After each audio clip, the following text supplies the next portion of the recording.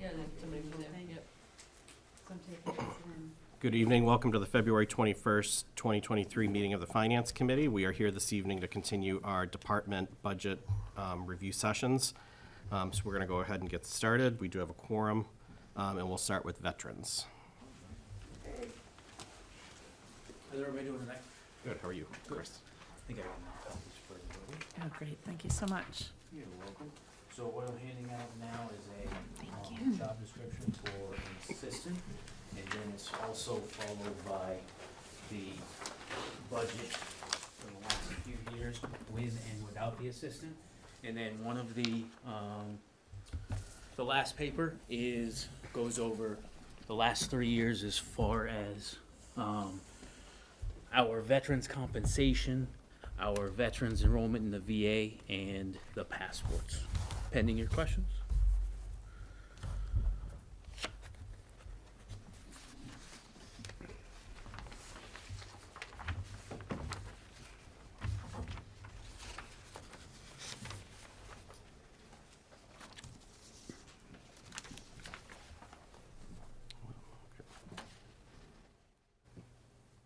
So is this posted already, or is this No, just no, this is just infant stages. Okay.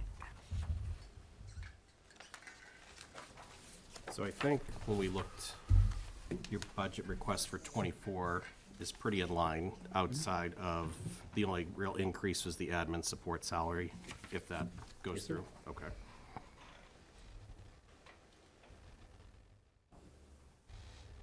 Okay. And then on the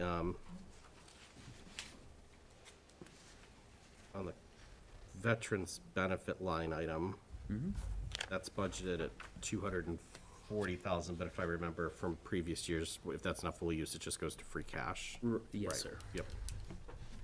And we have been coming in well below that, but like I said, with everything, I don't want to be, jumping or cutting too much. Yeah. Because, especially with the economy, if things keep getting worse, then we'll run up, right up to that number, but shouldn't go over. And your number of veterans that you're working with has increased significantly over the Yes, past 2 when I years. came on going on 4 years ago now, we had 17. Of those 17, I have 6 remaining, but I have 25 on the program on a monthly basis, so.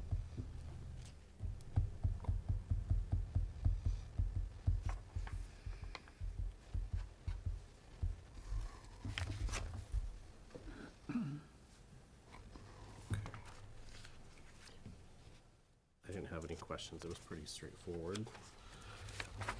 You were the liaison, Dave. Right, I didn't have any questions, it was pretty straightforward. But I also know you're looking for an assistant, part-time. Yes, sir. And one of the conversations we had is, it was passport services. And we look at the volume, and we can definitely see it's increased significantly, only even through February. What does that equate to in dollars, though?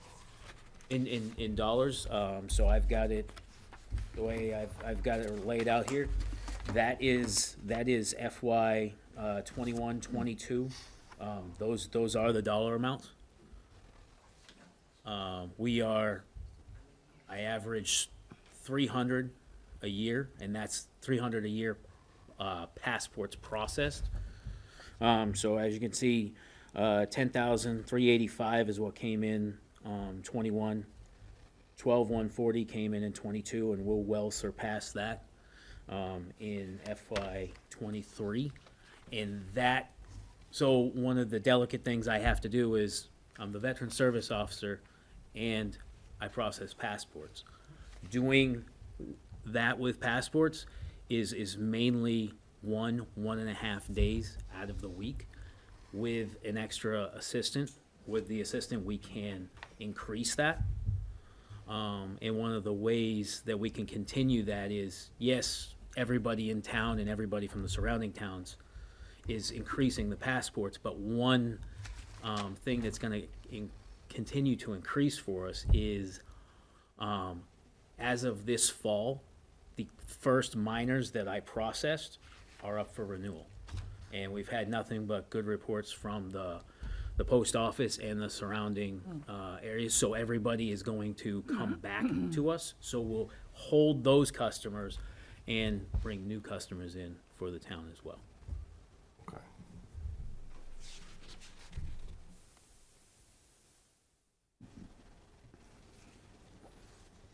And do you have limited hours that you do passports currently, or is it whenever somebody walks in? or- So the way we do it is I advertise the town hall hours, but in order to, so I'm not putting the veteran and passport hat on and off. A lot of veterans don't want to come in after dinner time on Mondays. So a lot of my, I'd say 80% of my business is from the time the kids get out of school on Monday until 7:30 Monday night. That's how I'm getting most of the business. And if there's a certain situation or somebody needs to expedite a passport or somebody can't come in that hour, then we do flex. But as far as right now, we can continue pushing the Mondays pretty heavy. It's working. With an assistant, we can obviously, expand that. Okay.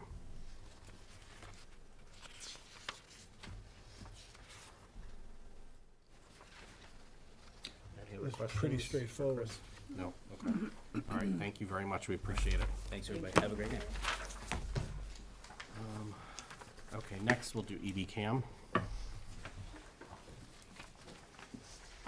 Evening, Russ. I'm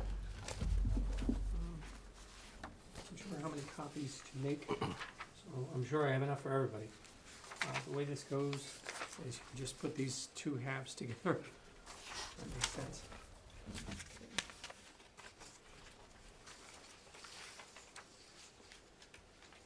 Thank you. Excuse me if I'm a little nervous, it's been a long time since I've made a budget presentation. Thank you.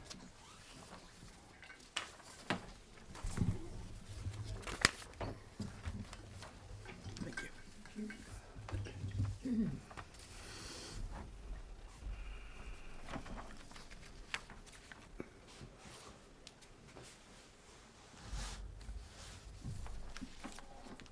Okay.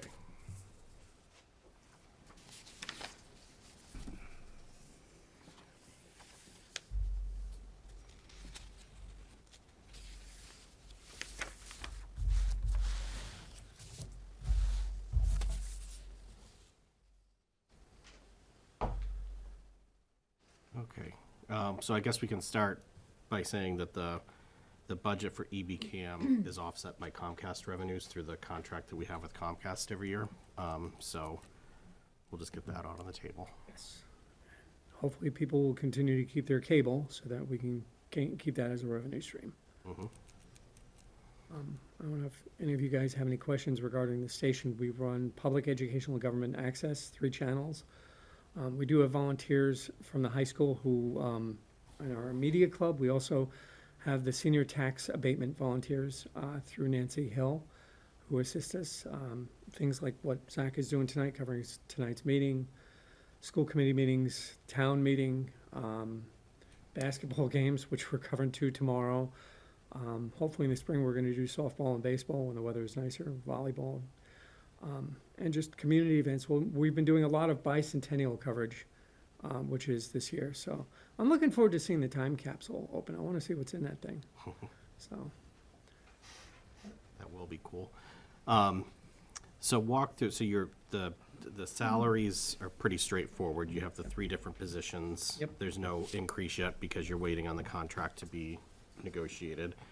Just walk through maybe what goes into the different line items. sure thing. So under training and education, we belong to the Alliance for Community Media, which is a national organization that supports and lobbies for public educational and government access television. So we are a member of the National Alliance and also the Massachusetts chapter, which is known as Mass Access. There is a national conference once a year. They vary it from year to year, whether it's on the East Coast or the West Coast. Thankful this year it's in New York. So I'm going to be attending, but driving, so I'm going to save airfare. Next year, God knows where it'll be. Mass Access does quarterly workshops, training to basically help enhance people like Zach and Ann and myself on equipment and procedures and basically how things go. So that is what falls under training and education. Okay. Office supplies is pretty much given, we go through, the local, we go through the town's office. I'm trying to remember the name of it. Zach, what's? WB Masons, thank you. Total brain lock. So that's office supplies. Vehicle maintenance, we have one vehicle, which is a Mercedes Sprinter. It's actually parked in the garage out there. We use it again for things like the high school graduation ceremony, the Tri-Town Veterans Day Parade, the Christmas Parade, any kind of town events. It unfortunately, excuse the pun, requires high maintenance because it has both a generator built into it and equipment that is used on location. So that would be where our vehicle maintenance comes into it. Does the DPW do that for you? Some of it we're hoping they can do, but it's one of these things where because it's a Mercedes, only the dealership can do it. Okay. So it's a double-edged sword. It's nice to have a vehicle like that, but it's also a pain in the backside to do the maintenance for it as well. Okay. Then subscriptions, licenses, and fees. We have, like I said, a membership to the Alliance as well as the statewide membership. We also have warranties to things like Broadcast Picks, which covers the switcher that's in this room, the video switcher that's in the room downstairs, the one that's in the van, and the one that's in our control rooms. And that's 24/7, 365 warranty that helps us when things malfunction, that kind of thing. Same thing with our Broadcast Picks, with our TeleView system. It's 3 electronic bulletin boards which can be accessed through the internet and also through live streams. So right now, there could be someone in Australia watching this meeting. We do have viewers from all over the world. And we do have a couple of viewers in Australia who've tuned into like basketball games and things like that and let us know, hey, we're former East Bridgewater residents. It's great that you guys are online. We're watching the game right now, that kind of stuff. So that falls under subscriptions, license, and memberships. Engineering is just that. We have a maintenance engineer who comes in quarterly and helps us keep our equipment running. And new equipment, unfortunately, things wear out. One of the things which I'm sure the IT guy will back me, once you buy a piece of technology, the minute you buy it, it becomes obsolete. And our equipment is aging. Now the cameras in here are fairly new, but the cameras that we're using in the studio as well as at town meeting, school committee, they're over 8 years old and they're starting to malfunction now. Our engineer, fortunately, is a very good engineer. He's good at keeping it running, but the stuff's starting to fail. To give you a rough idea, tomorrow's basketball game, if you watch it, there's a game at 1:30 and I believe a game at 1:30 and 4:30 or 5 o'clock, I'm not sure. You'll notice that one camera pans left and right and the other camera is static, and that's because the pan and tilt controls on the other camera don't work right now.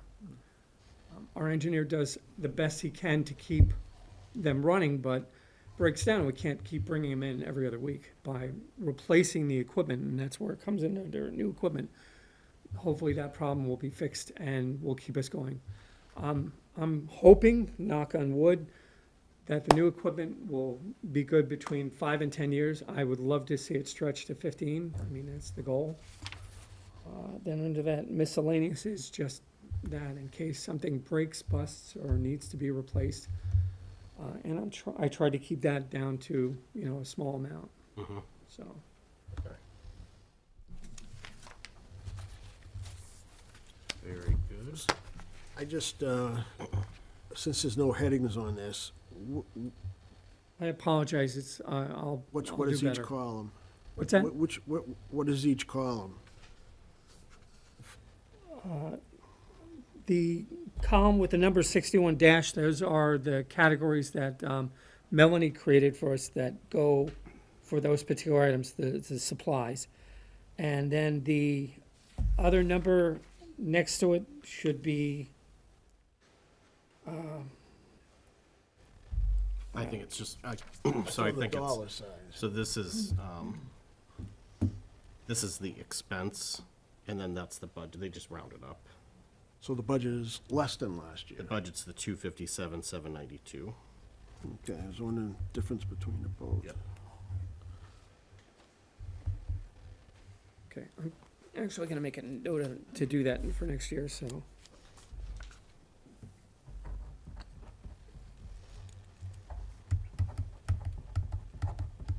And it's all offset by the Comcast revenue. Any other questions for Russ? Yeah. I promise I will get better at this as I do Oh, it. you're fine. You're fine. Believe me. No questions? No question. All right. Thank you Okay. very much. Thank you.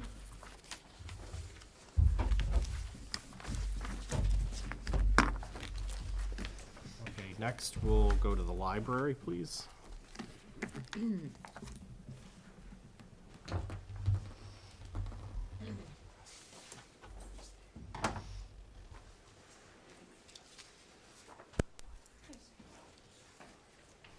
Thank you. Thank you. Thank you. Thanks. Well, I'm Jessica. I started as the library director in October. You would have met with Christopher last year. He took the position at Stoughton as the director, but he's, spent time with me, helping me to, learn how things go in East Bridgewater. And the first page is the one that Melanie sent out for us to enter our numbers into. And the largest line in the library budget is salaries.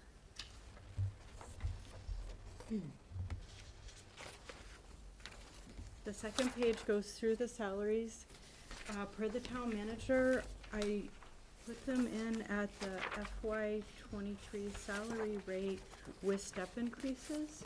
So my understanding is that the salaries will get voted on at town meeting based on the Collins study. But anyway, here's a breakdown of the salaries. The page salary is adjusted to reflect current minimum wage, which went up in January.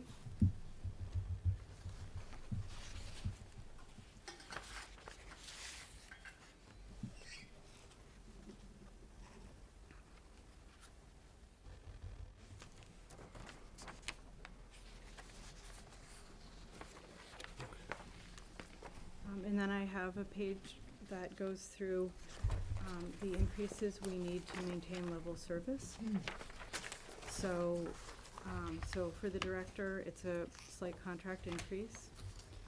The librarian salaries is a 3% step increase at the FY '23 rate, and the page salary at current minimum wage. The general expenses being repairs and maintenance equipment, professional services, computer, and supplies office. These lines are pretty underfunded in general and heavily subsidized by state aid. So I wrote what we're asking and what it actually costs.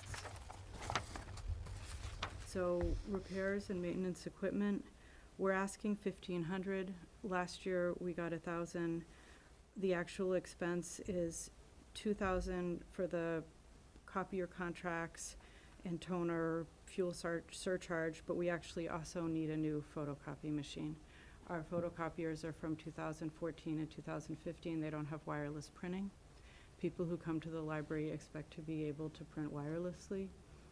We have people who come to the library to use our computers because they don't have Wi-Fi at home, because they don't know how to use a personal device. They need help. Some of them are small business owners. Some are low income, who come to the library to apply for Mass Health or fuel assistance or SNAP. Some are students, like non-traditional adult students. They print from the computers, they fax, and they photocopy. And anyway, wireless printing is just an expectation. People come in with the phone and they just, they want to be able to stand in front of that machine and print right from their phone like you do at home. I mean, at least at my house, I just print from my phone. So anyway, so we need we need to replace our 2014 photocopy machine so we can have wireless printing. So, the people who come to the library can do what I do at home to print.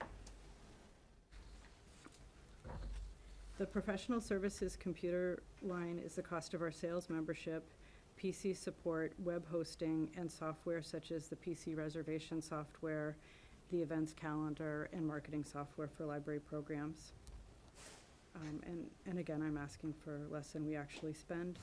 The office supply line, last year we got 4,000, I'm asking for 4,800. We actually spend 6,000, and costs for all office supplies have risen. This line hasn't gone up since FY19. And it's toner, paper for the public and administrative, photocopy and fax machines, printer supplies, material processing supplies for the books, library cards, barcodes, signs, waters, and air purifier filters. And then our books and periodicals, I've just asked for a small increase to, to reflect fuel surcharges and increases from our book vendor. The cost of print subscriptions to the Globe and the Enterprise also are going up. We appreciate the increase in the book and material budget in the past year. It's helped increase circulation since we're able to buy more materials. Can you just go through, we have quite a few new members, and it would be helpful for them to hear, you do receive funding from the state, but you have to spend a certain amount to get that. If you can just fill everyone in. Sure, yes. So, the last page on here, budget considerations. So, we got 32,000, I messed up the number. Sorry. We got $32,980 for FY23. So state aid to public libraries is an annual voluntary program administered by the Massachusetts Board of Library Commissioners. And in order to get state aid, municipal appropriation has to increase by a certain percentage, and our materials expenditure has to be a certain percent of the total town appropriation.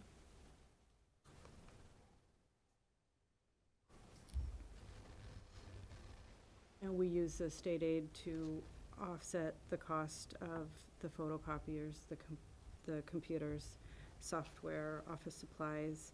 We also use it to pay for library events. Like, we have programs in the library, and, that we don't expect the town to pay for our library events. But we have author talks. Tonight we have a paint pour. We have a fox painting a fox painting program for kids later this week. We have entertainment-based programs, and that comes out of state aid. We also need furniture really badly in the library. If you've noticed our chairs that are put together with tape and our chairs that are mismatched. So there's a lot of expenses that we have to, For our state aid, we need a website as well.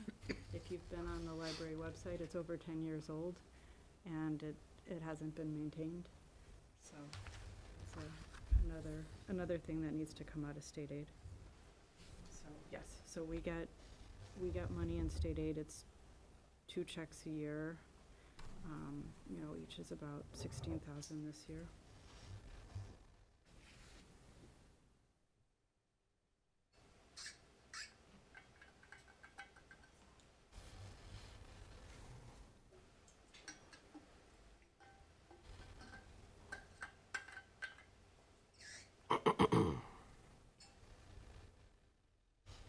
Okay, that was helpful. For the furniture and things like that, are you putting in a capital request? We're doing 3 capital requests. Okay. That's the roof. Nope, my capital requests are dealing with water. Okay. So the roof leaks in multiple places. If you've been in the teen zone and you look at the ceiling, there's stains all over the ceiling. There's water that runs down, kind of like that. There's water that runs down the wall in the teen zone. There's water that runs down the wall in the back staircase. So we have a roof and HVAC replacement capital request. Brian Kiley did them on behalf of the library. And then we have interior foundation and waterproofing. The porch in front of the library?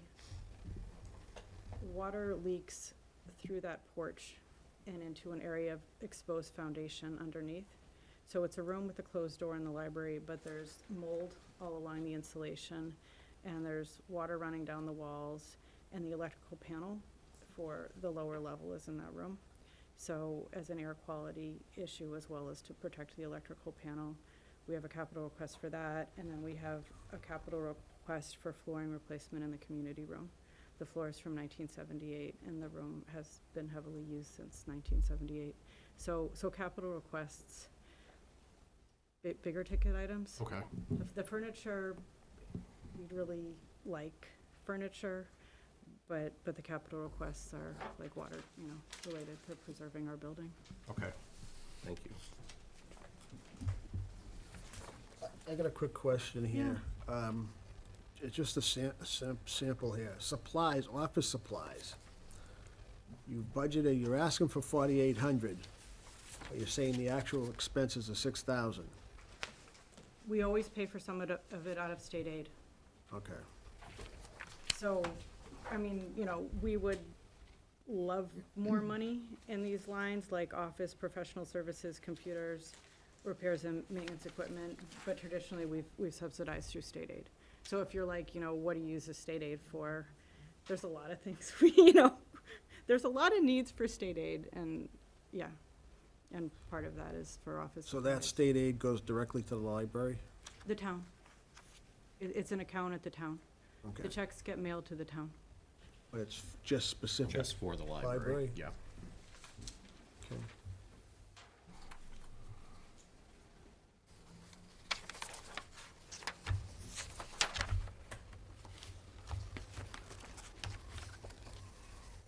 Okay. And this payroll's based off of a schedule that's gonna be at the town meeting for people to vote on? Yeah, there's an article with the grid that's in, yeah. Any other questions for Jessica?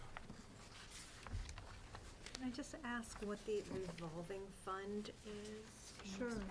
So we have library fines right now, and the town gives that money back to us in a revolving fund.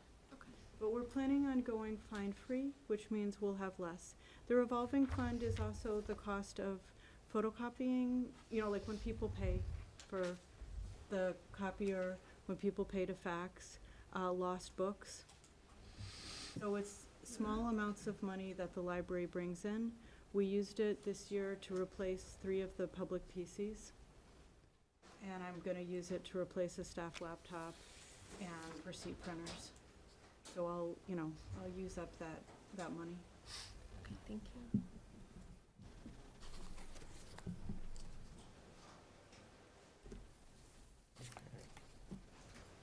Any other questions?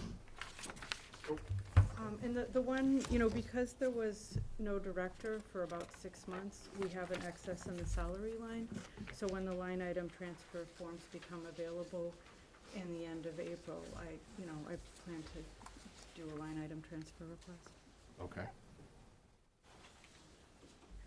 Great. All right, thank you Thank very you. much. And thank you to your board for coming out, that's very supportive.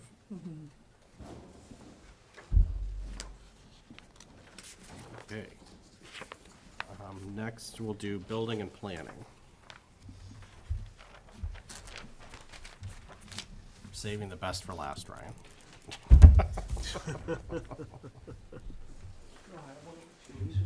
I have, okay. I'll take one, but I have it on here, thank you. Thank you. Thank you.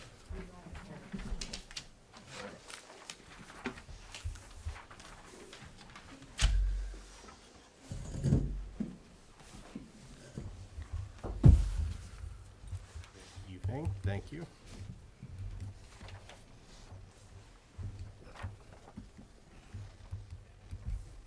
Okay, So not much is changing in this budget, except for a few of the salaries. This one's actually pretty, hopefully, this will be pretty easy.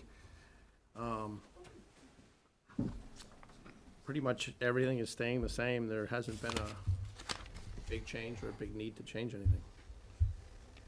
The salaries, we went up by, just by 2%. I understood that we were just gonna do that. for the cost of living, and then when we find out what their step increase is, we'll work that out. Okay.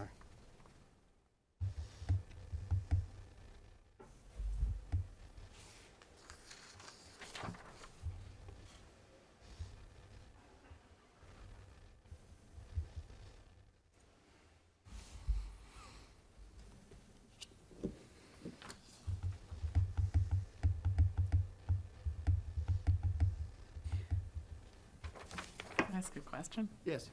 Why are IT supplies, training and education, and online permitting annual maintenance green where everything else is blue? Does that mean anything? There's no particular meeting. For us, we're looking at, I'm sorry, there is no particular meeting, that's for us. We're looking to make a change with that. Oh, okay. Not this year. Okay, so it's to highlight for your Yeah, future. and we're trying to see where we're gonna go with that. in the Okay. following year, how we're gonna handle that, what we're gonna do. Gotcha. There will be some changes, but that's just for us to highlight that. Hopefully, there's no more, right? Okay. But we'll be on the lookout for changes in those areas next year. Yeah.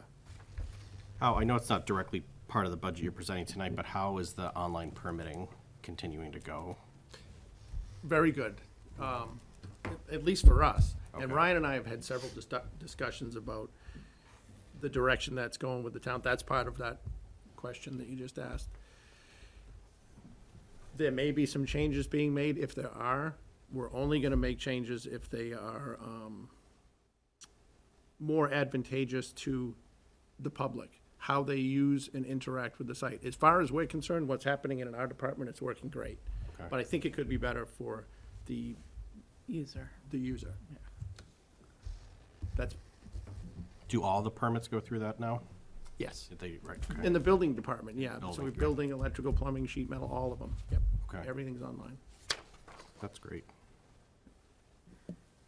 I actually used it before and it was really Oh, you pretty did? user-friendly. Oh, good. Yeah, Good to hear.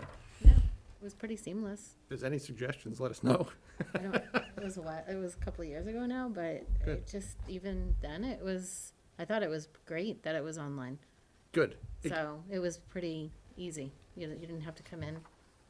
I mean, we did, but like, That's one of the big things with the contractors, that they can pull permits, and they do, at night and on weekends. yeah, I think I did it on a weekend. It was, yeah, And there is this, it works out great. There are several times where they'll submit a permit.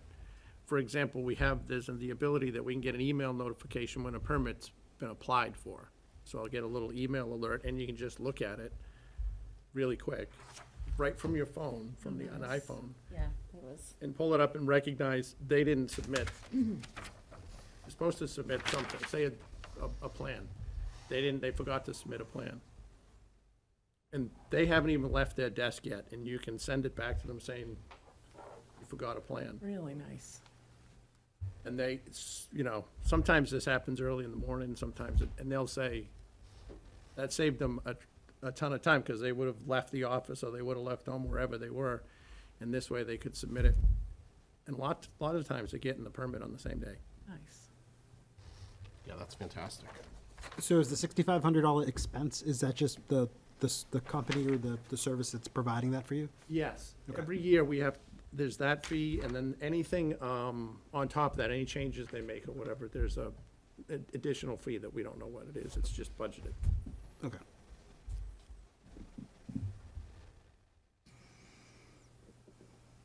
So what we have here doesn't match what's here. No. Right, yeah, no, I don't, it doesn't. Yeah, so we should be going off the sheet.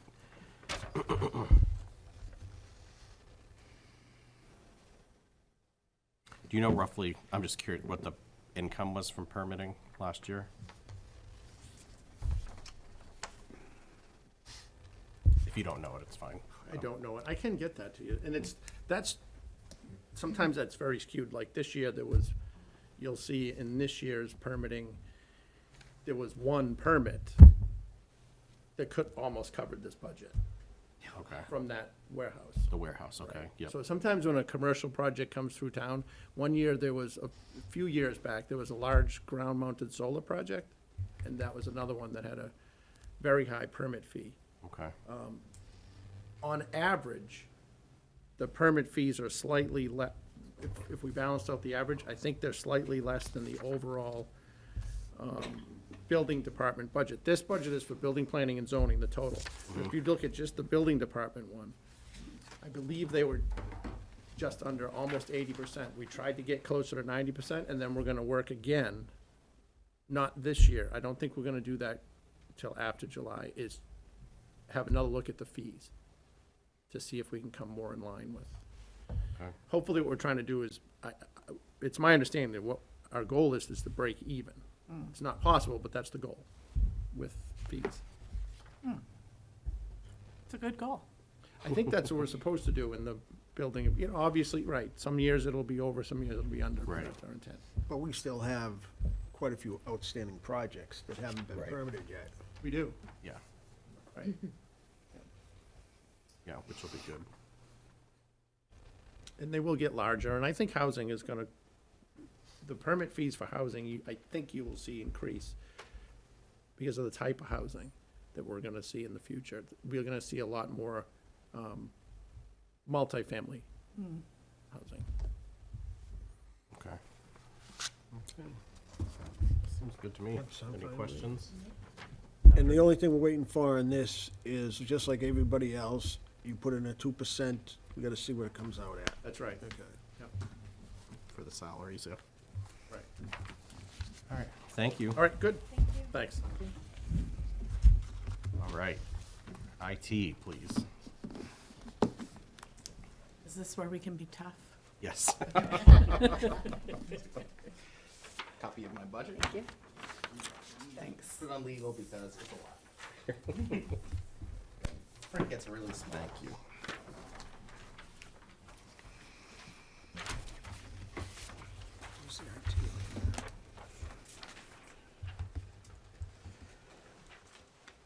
Alrighty.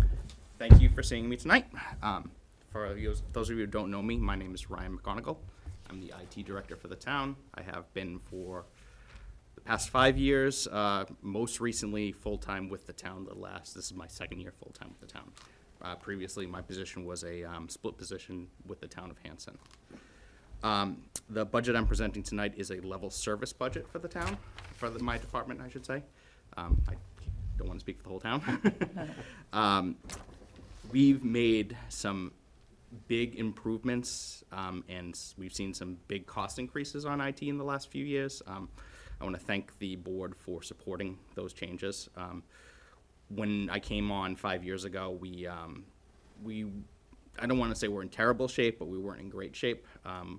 We've made some vast improvements as far as systems go, security for the town, and thank you for supporting those. My budget itself, we are looking at about a 4.8% increase over last year. The majority of these costs for this time are due to previous 3-year contracts expiring and up for renewal. We did 3 years ago. We did a 3-year contract with our endpoint for $12,000. We supported that 1 year, and we didn't see the cost for the next 2 years. This year, that cost is back. We're deciding to go with a different vendor this time, just because various reasons. So now we didn't see a large cost reduction with going with a 3-year with a new product. So I opted to do as a 1 year instead moving forward. So that will be a new line item. Another large increase that you'll see for relative to other departments. Previously, we did a large server project for the town. That came with a 5-year warranty on it, and that 5 years is up now. So $8,600 is a cost to basically do a 1-year maintenance contract on those existing servers that, in case something happens, we have 24 hours. They'll ship the part out, we replace it, and hopefully we don't have that much downtime as a result. We made a large investment about 5 years ago for the cost of these servers. Between me and the schools, we spent almost $400,000. Obviously, we want to make sure that we support and maintain this equipment, so in case something happens, we can get it back up as fast as possible. These services house police and fire, which are 24-hour services. Another new line item, if you'll see at the very top, is vacation buyback. I am the only IT for the town. Unfortunately, I don't seem to get to use all my vacation, having to support this. So in the past, I have just budgeted for it within my own budget, doing via like transfers and things like that. Where Melanie suggested that this year I actually create a line item for it, and moving forward, that's my plan. Other than that, like I said, it's a level service budget, so it really isn't anything new. The only other addition is last year we put in an access control system for the town, new card access for the town hall and police and fire. It came with a 1-year warranty on it. That 1 year is going to expire actually later this year. So I'm budgeting for a continued maintenance contract for it. So if something happens, they will come down and replace those parts. Any questions about this New Year's budget at all, or? So I'm not sure if on the salaries, I think it's not added correctly. Oh, did I miss? Okay, I might have. Okay, so yeah, so that should I probably added no. the column and didn't update. Yep, that's totally. Yeah, so I'll update that column. So that probably looking at a 4.9% increase after that, the vacation buyback increase. Well, if you didn't put it down, you can't get it. If you didn't add it All right, well, I'm gonna go on vacation then. Upcoming things that you may see in the future. Obviously, it's right now we're talking about FY24, but obviously I tried to keep as boards as updated as possible things they may see in the future. Through CARES Act, we purchased a large number of computers. Those computers are 3 years in age now. Typical computer lasts anywhere between 4 and 7 years in age in the business environment because used 8 hours a day. CARES was great. It gave us the ability to buy a large number of PCs that we needed desperately without a major expense to the town. The only real issue we had is we replaced a lot at once, which means we're probably going to have a lot being needed to be replaced at once. Talking to Charlie, I think next year, I think we need to start having the conversation of coming up with a multi-yeared replacement program so that we don't see a huge increase in our budget and, just, do it as a 3 or 4 year phase cycle of these PCs and, just sort of rotating out, and after, unfortunately, that's probably going to be the new norm going forward, and I don't see a large influx in cash like CARES Act coming again anytime soon. Other things, we have a large number of multifunction and regular printers in the town. I would love to start looking at like a managed service contract / pooling all those costs under one line. We may see some cost reductions as a result. Currently, every department pays for their printers individually. Usually, if you can get a large number together through a contract, you may save 20 cents on the dollar. Yeah. So I think it's probably worth looking at. I agree. Yeah. Other than that, you really shouldn't see any major things coming down the line. Maybe in the next few years, depending on the number of devices we get, I may ask for either a second full-time person in the town for things like increased ticket support as well as covering vacations. But I'm not asking for it right now. I don't think we're there yet. And I know you've been doing more with the IT, I don't know if his title is at the schools, but the guy that. Yeah. So I have a great working relationship with the IT staff at the schools. We don't support each other, but we will always call each other to bounce ideas off each other to make sure that we're not doing something new that they have already done that we can't just piggyback off to try to save money.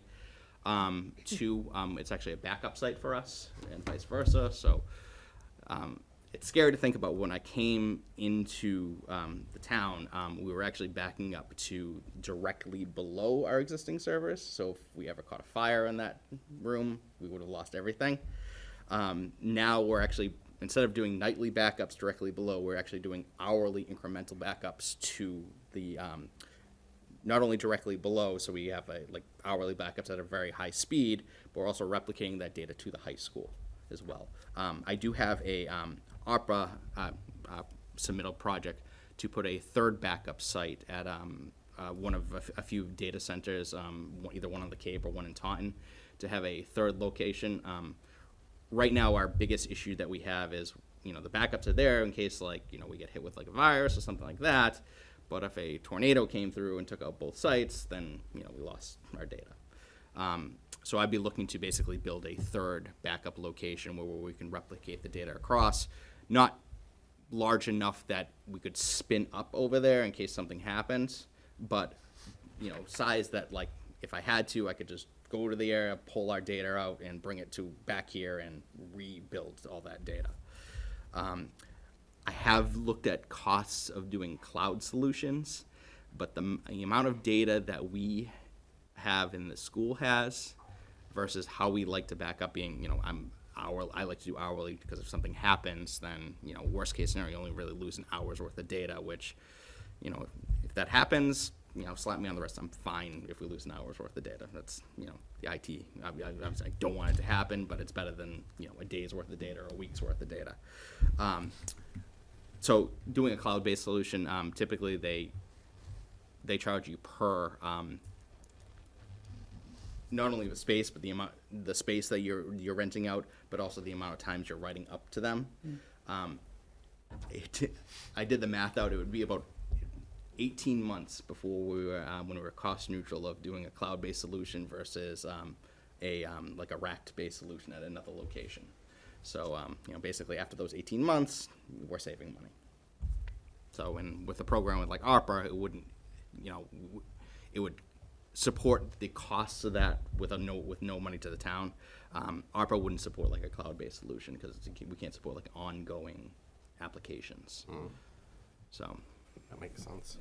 But do you have, I guess, where I was kind of going with that is like, do you have additional ability to pool resources where you talked about like managed service contracts? Yeah, so we actually use the same managed service vendor for like the IT managed service contract. One of the things I stressed when I started here, especially when I was shared position with the town, was they needed to have something in place that, in case, I was, on a vacation off-site and something happened at 2 o'clock in the morning to police and fire, they had to have, contract the company out that they could call in case, something happened and I just wasn't available or I got hit by a bus the day before.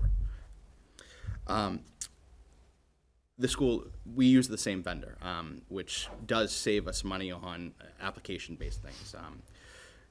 A lot of these times these vendors will use applications to pull backups of like different equipment, give notifications when equipment goes down or things like that. Because we're on the same network and, we're able to see some reductions in those costs. Okay. Any more questions about my budget or any future budgets? I'm just curious, there was an article, I believe, or something presented to ARPA in regards to some new security cameras, like I think it was at the library and at EBCAM and someplace else. Oh, Is that gonna capital. impact your budget? Yeah, so yes and no.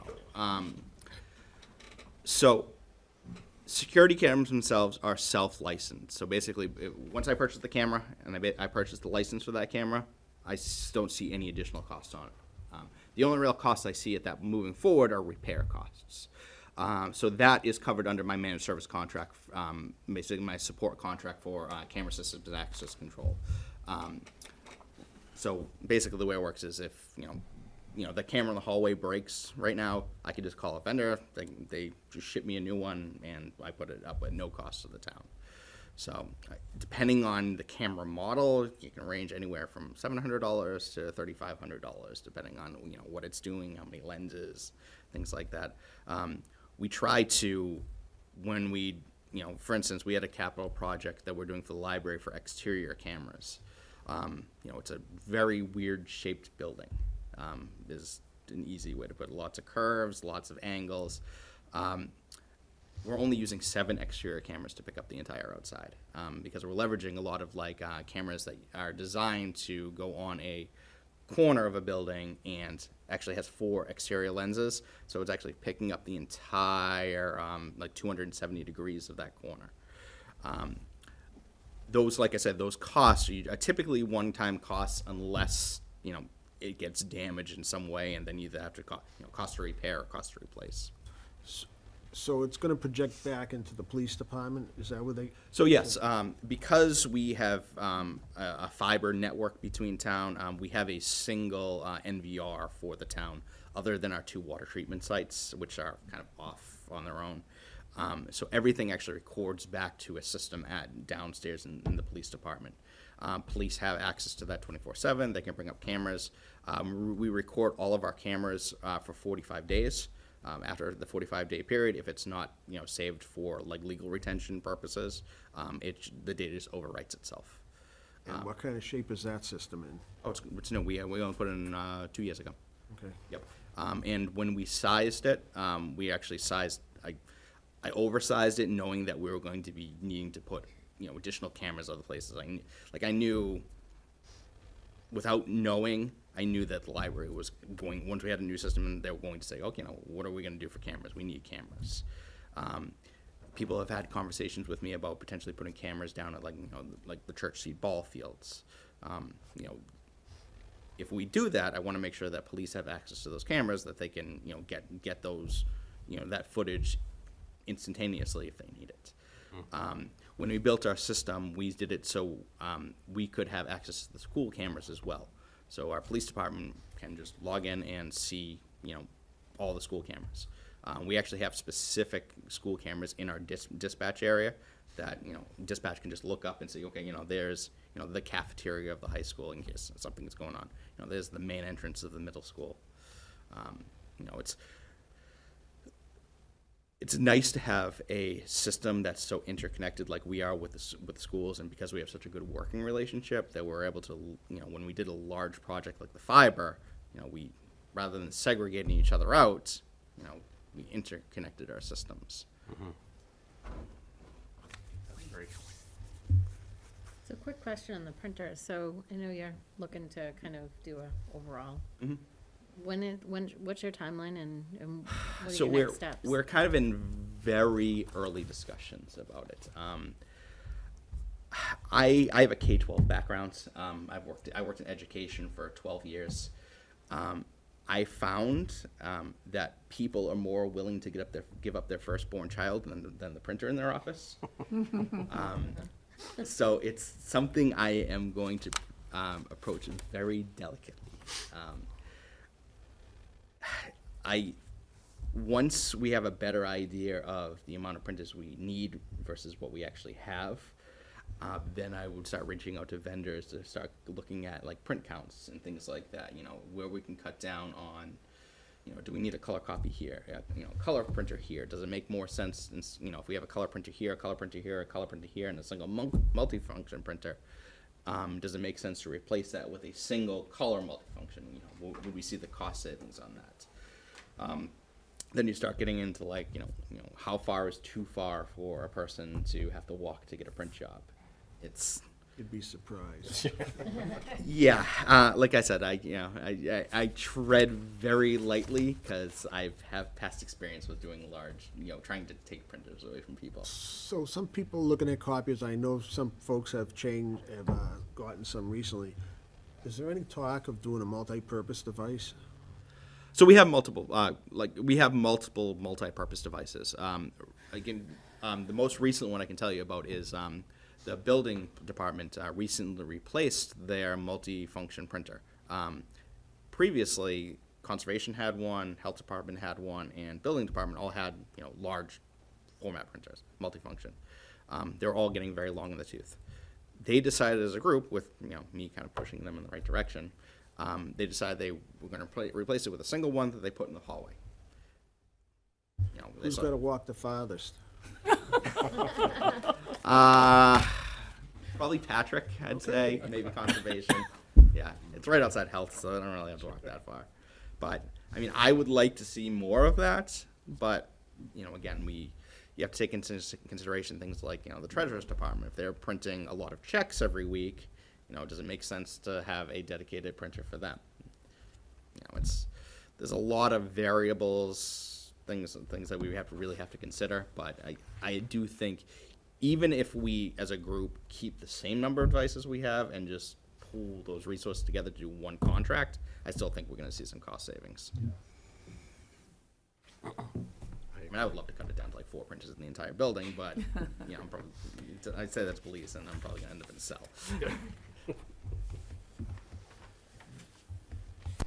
Well, this is great, very well put together as usual. Ryan, thank you. I try to do my best to keep it as, you know, clear as possible. I know with IT, there's a lot of things that, you know, you can write down and, you know, just, this license costs $8,500. Okay, what's that license doing? Well, it's tough to explain. You know, I try to keep as transparent a budget as possible because, you know, IT is a money sink for the town. You know, unlike the library, I don't get any, you know, really state funding back. You know, unlike, you know, cable access, which, you know, all these are great. You know, I don't get any, you know, Comcast money. You know, just my money. You know, every dollar that this town spends on me, unfortunately, they're not going to see back unless, you know, we get under like a ransomware attack or something like that. And, you know, because we invested in a good antivirus, now, you know, we got hit, but we really didn't lose anything. Things like that. So, well, thank you. You're welcome. Okay, that concludes our presentations for this evening. We'll be meeting again next Tuesday, where we will have the DPW and the police. So that will be, we will not be done by 7 o'clock next I Tuesday. was gonna say, an exciting night. Tuesday, I thought John Haynes was going away. I asked to move him to tonight initially, and he requested to keep the 28th, so maybe he's away this Maybe week. it's this week, Yeah. And I know when we met with him, we went over the 28th, and he was fine with that date, so. Charlie, any updates on your end, or are you good? I sent Melanie my stuff, so you should be getting it next week. Okay, next week, okay. Just spare time, whatever. Okay, so we'll do the Board of Selectmen budget next Tuesday as well. I don't think we have anything else tonight unless anyone has a topic they want to talk about. If nothing, we'll entertain a motion to adjourn. I'll make a motion to adjourn. And a second. Any discussion? All those in favor? Aye. Aye. Good night.